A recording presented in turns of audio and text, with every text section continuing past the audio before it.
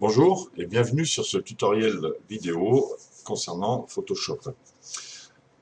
Dans ce tutoriel, nous allons voir, comme sur cette image, comment isoler un sujet en couleur sur un fond noir et blanc.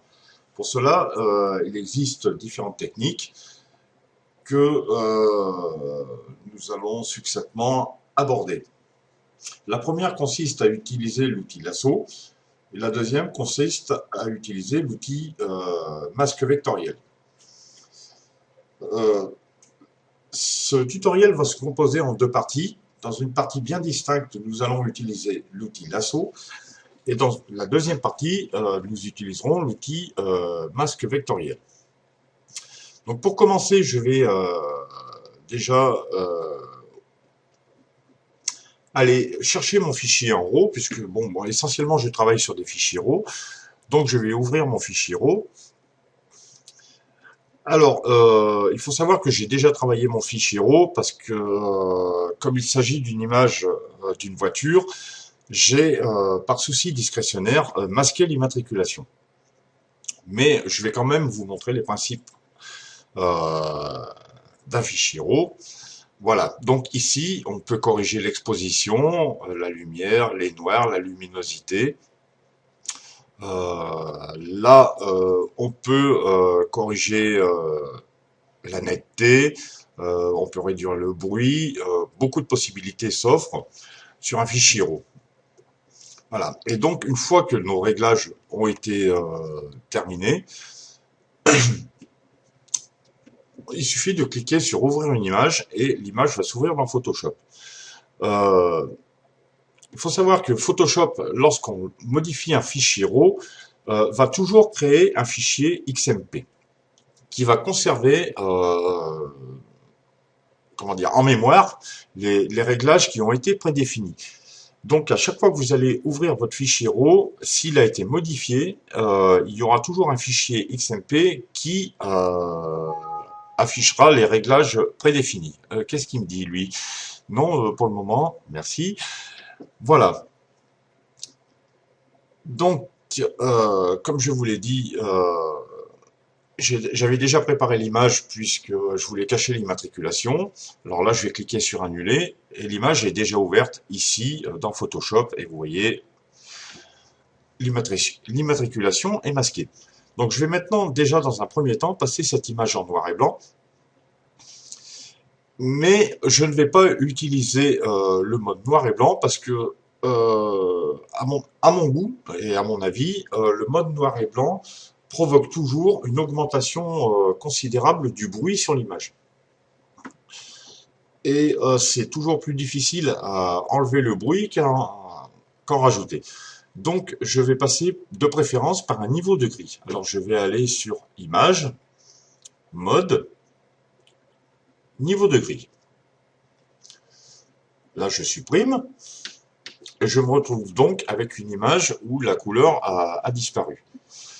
Maintenant, je vais aller sur les calques de remplissage et je vais commencer à travailler sur le contraste. Donc, alors, voilà. Alors pour l'exemple, étant donné que l'image, on s'aperçoit que l'image est relativement plate et fade, je me base par rapport à la grille qui est en bas et à gauche de l'écran. Ça me permet d'avoir un aperçu beaucoup plus précis sur le travail que je réalise, puisque je ne peux pas me baser sur le fond, étant donné que c'est relativement plat, pour me répéter. Ensuite, je vais appliquer un masque de niveau. Alors le masque de niveau, vous allez voir très vite que la route va être très vite saturée au niveau des blancs. Donc là, vous voyez l'exemple, on pourrait presque dire que la route est recouverte de neige, quoi, puisque les blancs sont complètement saturés. Donc je vais retravailler maintenant sur les noirs, de façon à récupérer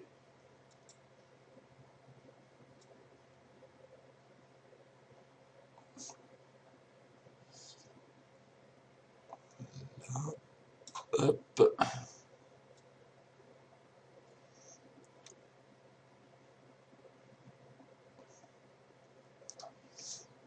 Là, j'arrive même maintenant à quelque chose d'un peu plus réaliste.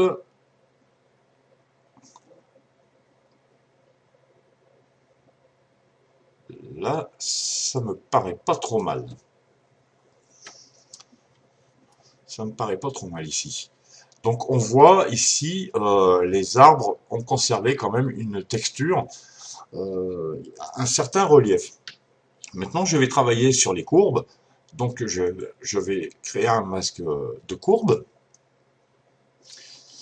Et j'ai oublié de préciser une chose, c'est que ça soit sur les... Oh, bah non, qu'est-ce qu'il me fait lui?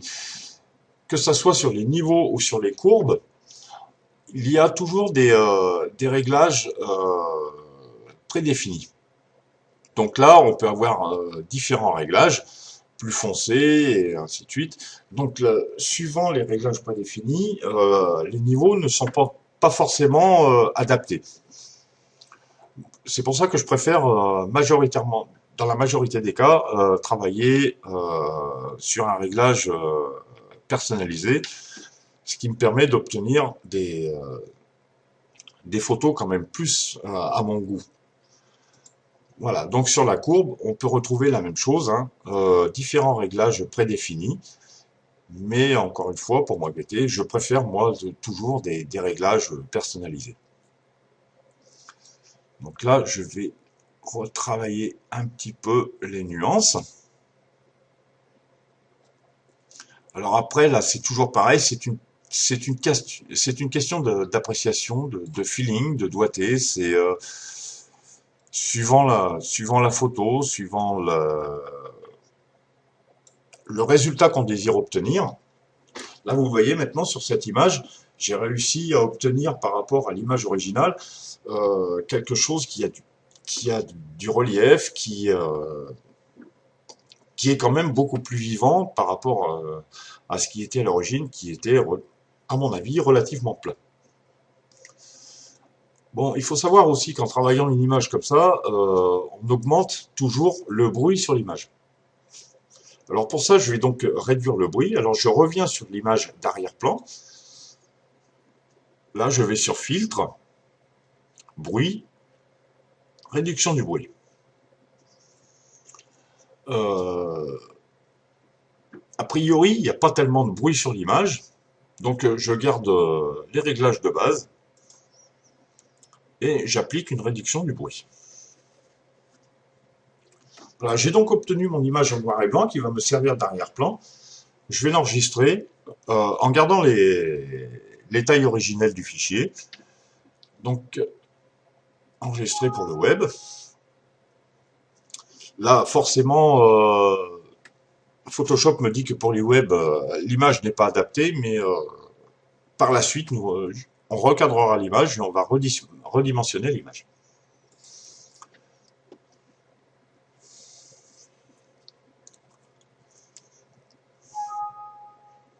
Oh, mais qu'est-ce qu'il me fait là? Voilà, donc j'enregistre. Alors, je vais lui rajouter une extension pour éviter le conflit, puisque je vais réouvrir mon image en couleur. Donc,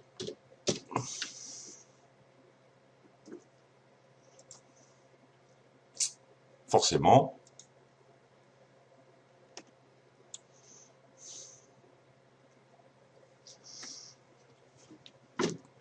voilà. Donc maintenant, je peux fermer cette image. Non.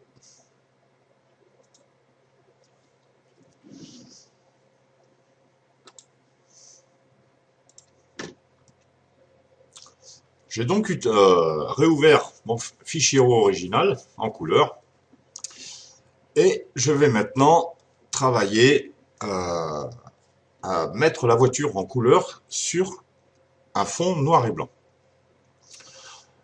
Il existe plusieurs possibilités, donc je vais montrer ici avec l'outil lasso la plus simple, car détourer une voiture, ce qu'on appelle du détourage, détourer une voiture est quand même certainement plus facile que détourer un bouquet de fleurs ou un autre élément. Alors pour ça, je vais commencer déjà par copier mon image et la coller sur l'image en noir et blanc. Je vais donc faire CTRL A pour sélectionner mon image, CTRL C pour la copier. Je rappelle mon image en noir et blanc que j'avais précédemment enregistrée. C'est qu'elle est passée, là voilà. Et là maintenant, quand je suis sur mon image en noir et blanc, je vais faire CTRL V pour la coller, pour coller l'image en couleur. Donc si je masque mon image en couleur, j'ai bel et bien en dessous mon image en noir et blanc. Maintenant, le but va être de sélectionner la voiture et de supprimer tout ce qui est autour de façon à laisser la voiture en couleur et le fond en noir et blanc. Donc pour ça, je vais utiliser l'outil lasso. Mais avant, je vais quand même agrandir l'image parce que si je garde mon image en taille réelle, telle qu'elle apparaît à l'écran, là, ça va être difficile de sélectionner la voiture. Donc, je vais commencer déjà par agrandir l'image. Je vais l'agrandir, voir un petit peu plus. Oh non, là c'est peut-être trop. Hop. On va faire un petit bond en arrière.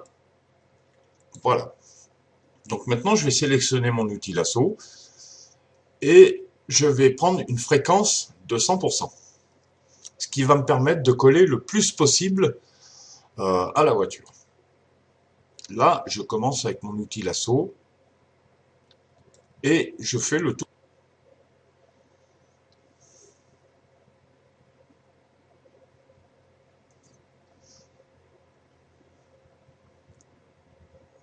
Bon, cette méthode va générer des imperfections que je vous montrerai comment corriger à la fin.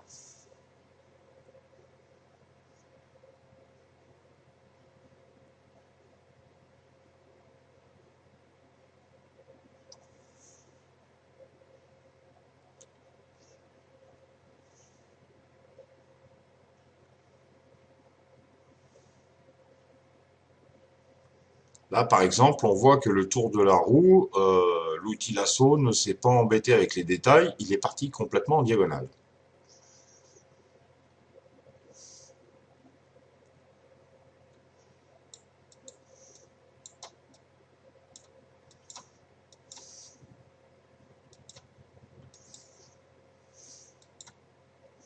Voilà. J'ai donc sélectionné ma voiture. Mais là, comme on le voit, il n'y a rien de parfait. Alors maintenant, je vais aller sur Calque, Sélection, pardon, Intervertir. Je vais intervertir ma sélection. Ensuite, je vais cliquer ici sur cette icône. Et on s'en aperçoit, toute la partie que j'ai sélectionnée avec l'outil lasso apparaît en rouge. Le reste a gardé ses couleurs naturelles. Donc maintenant, avec le zoom, je vais corriger toutes les imperfections qui apparaissent.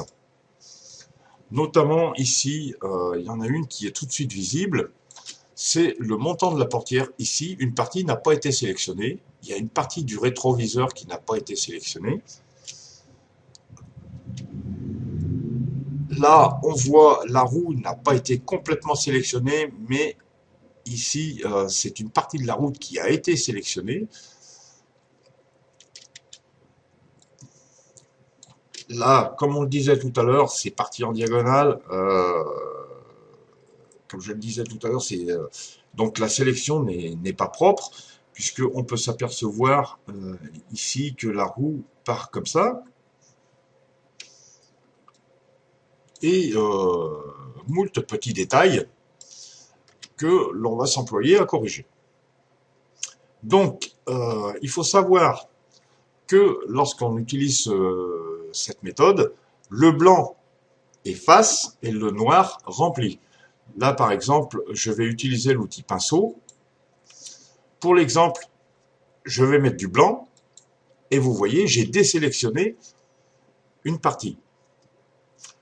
Donc, ce qui permet de corriger les imperfections, soit de remplir, soit d'effacer. Donc, je vais revenir en arrière.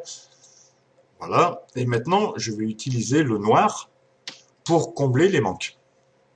Tel que là, le montant de la portière. Donc, tranquillement, gentiment.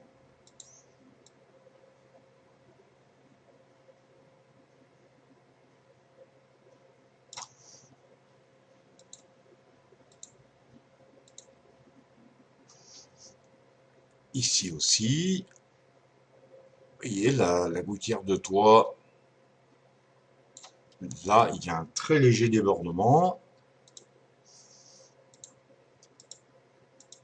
Ici, là, vous voyez, j'ai un très léger débordement. Donc là, cette fois, je vais utiliser le blanc pour effacer le... Toujours avec l'outil pinceau, hein. Voilà. Je continue à faire le tour de ma voiture.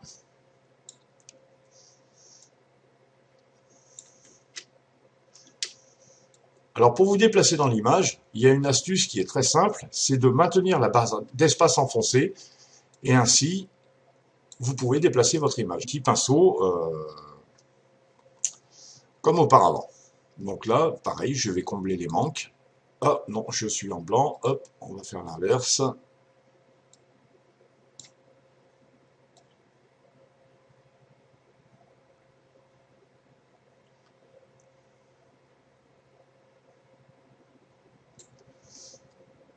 Hein.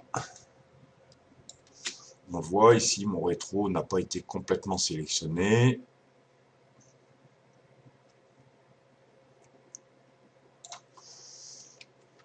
Je continue à faire le tour de ma voiture. Et là, comme je vous le disais tout à l'heure, on voit bien que la roue n'a pas été sélectionnée correctement. Donc on va lui redonner une forme normale. Là, il y a un petit peu de débordement. Donc je vais passer sur la couleur blanche.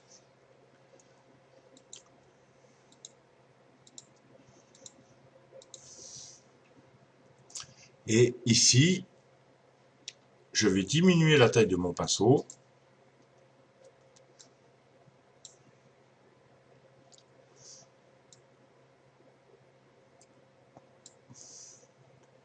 Et je vais supprimer ce qui n'a pas lieu d'être.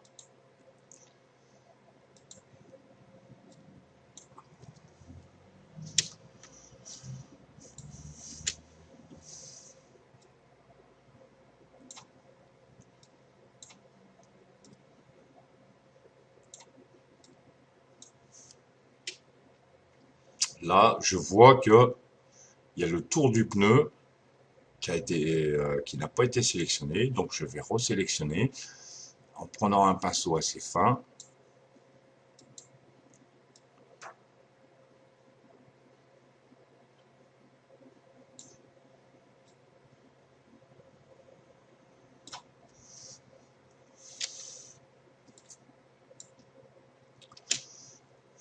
Là, ici, je vais redonner. Voilà.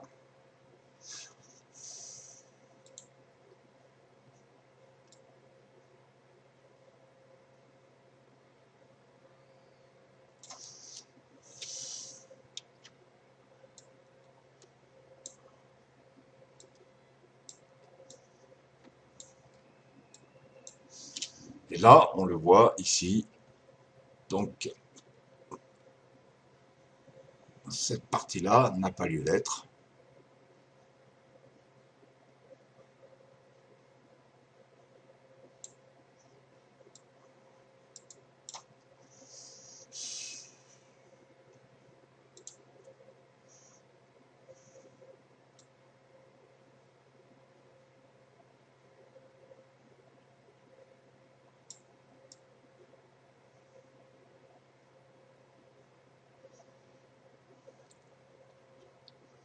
Donc je le répète, hein, pour sélectionner la zone, il faut être sur le noir. Et pour annuler une sélection, il faut être sur la couleur blanche. Ah, pardon.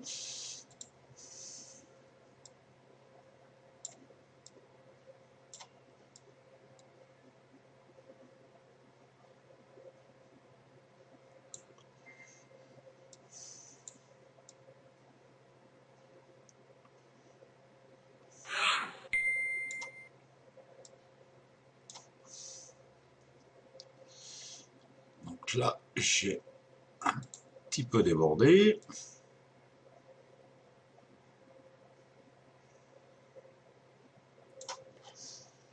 Voilà, donc on va continuer à faire le tour de notre voiture. Là, ici, on le voit, il y a un petit débordement. Donc, on va masquer tout ça.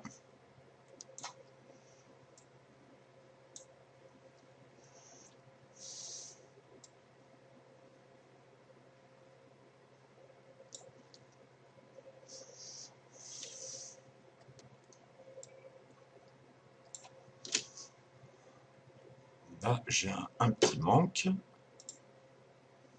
Okay.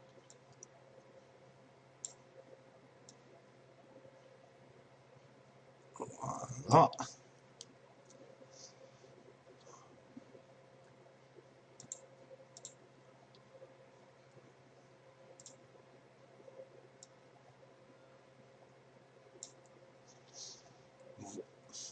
Voilà. Maintenant, je reviens sur la taille réelle des pixels. Enfin, sur une taille adaptée à l'écran. Et bah, la sélection me paraît pas trop mal. Donc là, je reviens ici pour repasser en mode sélectif. Et j'appuie sur la touche supprime. Voilà. Maintenant, je fais CTRL D pour annuler ma sélection. Et je me retrouve donc avec... Je vais recadrer mon image quand même.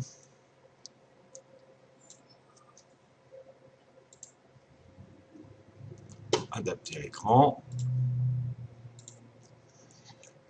J'ai donc bien, maintenant, la voiture en couleur sur un fond noir et blanc en utilisant l'outil de lasso. Voilà pour la première partie de ce tutoriel. J'espère que tout aura été clair. Sinon, n'hésitez pas à me contacter pour d'autres informations. Merci, au revoir.